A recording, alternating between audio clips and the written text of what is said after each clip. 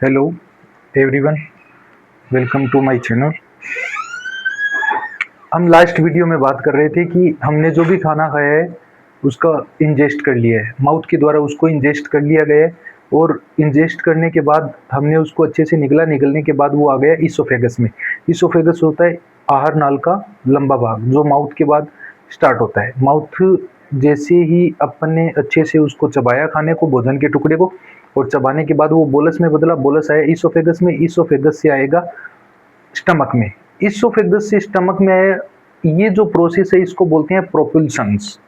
प्रोपल्शंस propulsion का मतलब होता है कि आगे की ओर धकेलना। अब इस खाने को क्या किया जाएगा कि पुश किया जाएगा और इसमें एक मूवमेंट लगेगा जिसको बोलते हैं पेरिस्टालसिस मूवमेंट।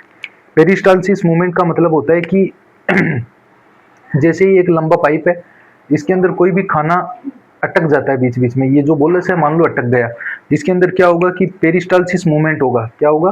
पेरिस्टालसिस मूवमेंट, यानी कि इसमें मसल्स के द्वारा कॉन्ट्रैक्शंस होगा, और मसल्स में कॉन्ट्रैक्शंस होने के कारण क्या होगा कि इसमें संकुचन होगा। संकुचन होती है, इसमें जो बोलस होगा वो क्या होगा, ऊपर से नीचे आएगा, और ऊपर से नीचे आने के बाद इसमें कहाँ से आएगा, ईसोफेगस से आएगा स्टमक में। और स्टमक में आने के बाद जो थर्ड जो प्रोसेस है हमारी, वो होती है डाइजेशंस की। डाइजेशंस दो प्रकार का होता है, वो एक तो होता है मैकेनिकल ब्रेकडाउन, एक होता है केमिकल डाइजेशंस। मैकेनिकल जो डाइजेशंस होता है, ये इसको हिंदी में बोलते हैं यांत्रिक प्रोसेस। यानी कि यांत्रिक प्रोसेस होती है कि हम जो खाने को माउथ के द्वारा अच्छे से चबाते हैं, उसको अच्छे से च्यूइंग करते हैं, उस प्रोसेस को क्या बोलते हैं? Mechanical breakdown. यानी कि इस प्रोसेस में होता है कि हमने खाने को अच्छे से चबाया, और चबाने के बाद तभी तो वो अच्छा सा बोलस में बदलेगा, और बोलस ही इसमें आगे की ओर बढ़ेगा। खाना अकेला अलग अलग भोजन के टुकड़े नहीं बदल सकते। यानी कि जो सलाइवा का जो सिक्रेशंस होता है वो नॉर्मली इसीलिए होता है कि एक बोलस बनाया जाए, जितना भी अपने चबाया हुआ खाना है उसका बोलस बन जाए, और ये बोलस आगे आएगा। इस प्रोसेस को बोलते हैं मैकेनिकल ब्रेकडाउन।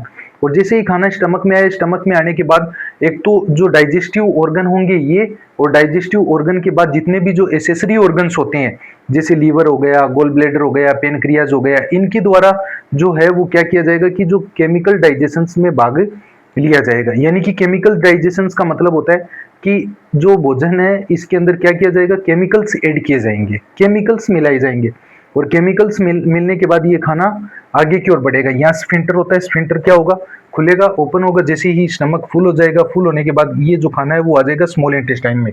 ये है स्मॉल इंटेस्टाइन में, और स्मॉल इंटेस्टाइन में मोस्ट इंपोर्टेंट फंक्शंस होता है किसका? अब्जॉर्प्शन का। अब्जॉर्प्शन क्या होता है? अब्जॉर्प्शन होता है कि हमने जो भी खाना खाया है, इस खाने के अंदर हमने न्यूट्रिशंस लिए हैं, न्यूट्रिशंस जैसे प्रोटीन्स लिए हैं, कार्बोहाइड्रेट्स लिए हैं, मिनरल साल्ट्स लिए हैं, विटामिन्स लिए हैं, इन सबको अलग किया जाएगा, और जो वेस्ट प्रोडक्ट होता है उसको आगे की ओर निकाला जाएगा।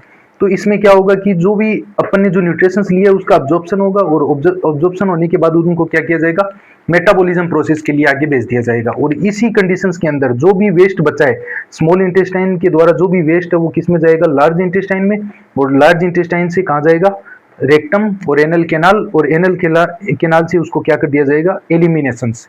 यानी कि सबसे लास्ट प्रोसेस है एलिमिनेशंस। जो भी वेस्ट बचा है उसको क्या कर दिया जाता है, बॉडी से बाहर एक्सक्रेट कर दिया जाता है। ये इतना जो मैटर है, ये समझाने का सिर्फ इतना ही मकसद था कि इसमें मोस्ट इंपोर्टेंट हमें इस प्रोसेस के अंदर न्यूट्रिशंस मिलते हैं। एंड सारी की सारी ये जो प्रोसेस होती है, आफ्टर ऑल जितनी भी ये प्रोसेस है आहार नाल की, इन प्रोसेस के बाद हमें मिलती है वी गेट न्यूट्रिशंस। यानी कि हमें न्यूट्रिशंस मिलती है। और न्यूट्रिशंस क्या होती है, जैसे कि विटामिन्स है, मिनरल साल्ट्स हैं, प्रोटीन्स है, कार्बोहाइड्रेट्स है, आयंस वगैरह जो भी हैं, ये सारे के सारे क्या होंगे, हमें मिलेंगे। और मिलने के बाद हमें इनसे ही क्या मिलेगा,